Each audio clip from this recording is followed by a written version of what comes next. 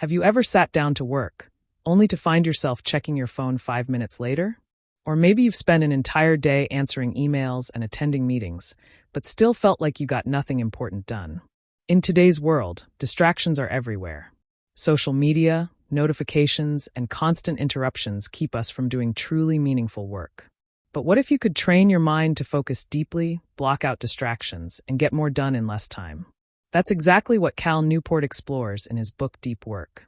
He argues that our ability to concentrate is a rare and valuable skill, and those who master it will have a significant advantage. In this video, we'll break down the key ideas from Deep Work, including why focus is so powerful, how to develop deep work habits, and real-world examples of people who use this skill to achieve extraordinary results. So, if you're ready to take your productivity to the next level, stay tuned. The problem: why we struggle to focus. Newport makes a bold claim. The ability to focus is becoming increasingly rare, yet it's more valuable than ever. Why? Because most people are drowning in distractions. Think about how often you switch between tasks in a single day. You check emails while writing a report, scroll through social media between meetings, or jump between projects without ever fully engaging with one. This constant context switching is exhausting, inefficient, and prevents us from doing deep, meaningful work. The truth is, our brains aren't designed to multitask. Studies show that every time we switch between tasks, there's a cognitive cost. It takes time to refocus, and our work suffers in quality. In contrast, deep work allows us to fully immerse ourselves in a task, leading to better results in less time. So, how can we move away from shallow work and embrace deep work? Newport provides a framework to help us make that shift. The deep work versus shallow work distinction. Before we dive into solutions, let's break down the two types of work Newport describes. Deep work. This is focused, high-value work that pushes your cognitive abilities to their limits. It requires full concentration and leads to real progress, whether it's writing, coding, problem-solving, or creating something new. Shallow work. This is low-value, easy-to-replicate work that doesn't require much thought, like responding to emails, attending unnecessary meetings, or scrolling through social media. Newport argues that most people spend too much time on shallow work and not enough on deep work. The result? They feel busy but rarely accomplish anything significant. The key to success is shifting the balance, reducing shallow work and increasing deep work. But how do we actually do that? 4 rules to cultivate deep work. To help us apply deep work in our own lives, Newport lays out 4 key strategies. 1. Work deeply. Deep work doesn't happen by accident. You have to create the right conditions for it. This means setting clear boundaries, eliminating distractions, and building routines that encourage focus. Newport suggests several deep work strategies. Monastic approach. Eliminate all shallow work and distractions entirely. This is extreme but effective for those who can commit to it. Bimodal approach. Divide your time between deep work and shallow work. For example, you might dedicate certain days or hours solely to deep work. Rhythmic approach. Set a daily routine for deep work. For example, scheduling a 3-hour deep work session every morning. Journalistic approach. Fit deep work into your schedule whenever possible, even if it's unpredictable. This works well for busy professionals. Regardless of which approach you choose, the key is to create an environment where focus is natural and distractions are minimized. 2. Embrace boredom. We live in a world where boredom is almost non-existent. Whenever there's a free moment, we instinctively reach for our phones, scroll through social media, or check notifications. But Newport argues that this constant stimulation weakens our ability to focus. To strengthen your focus, he suggests deliberately practicing boredom. This means avoiding distractions during downtime.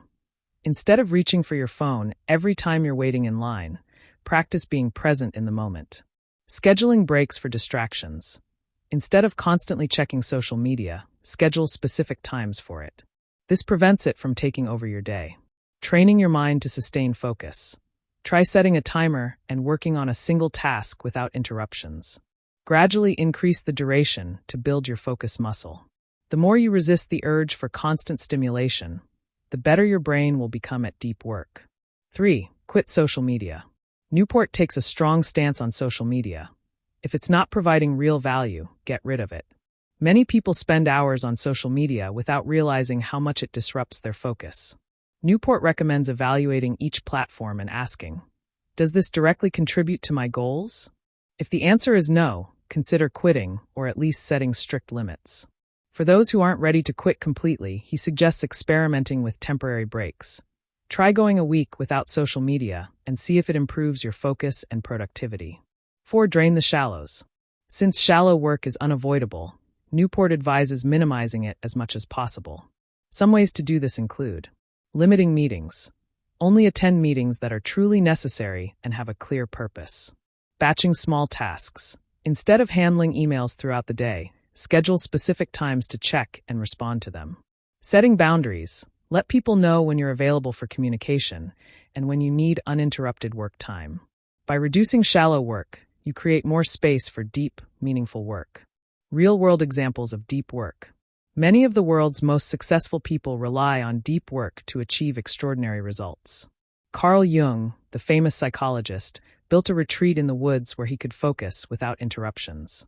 This helped him develop groundbreaking theories.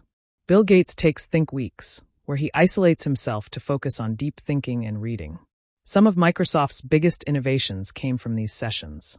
J.K. Rowling finished the Harry Potter series by isolating herself in a hotel to work without distractions. These examples show that deep work isn't just a theory. It's a proven strategy used by some of the most productive people in history. How to apply deep work in your life. To implement deep work in your daily routine, try these steps. Schedule deep work sessions. Set aside specific blocks of time for focused work, even if it's just an hour a day. Eliminate distractions. Turn off notifications, use website blockers, and create a distraction-free workspace. Develop a shutdown ritual. At the end of the day, plan tomorrow's tasks and disconnect completely to recharge. Track your progress. Keep a log of your deep work sessions and gradually increase your focus time. By consistently practicing deep work, you'll develop a rare and valuable skill that sets you apart from the rest. Outro. In a world full of distractions, the ability to focus deeply is becoming one of the most valuable skills. Deep work teaches us that true success doesn't come from working longer hours.